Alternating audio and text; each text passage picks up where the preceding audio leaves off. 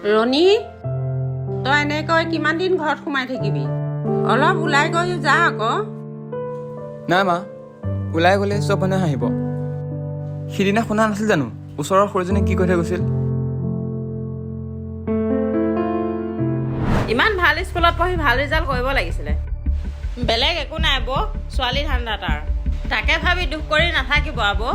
মোৰ ল'ৰা হোৱা হয় তাক ঘৰৰ পৰা বাঢ়ি কৰি দিলোঁ হয়।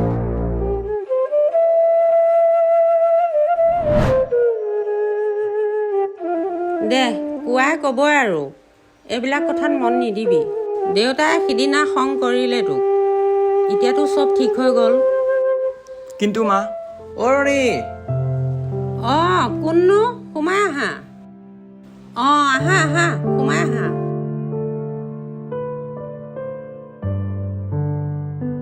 ৰণী, কি হ'ল? তই বিহু মাৰিবও যোৱা নাই যে? কিনো বিহু মাৰিব যাবি আৰু?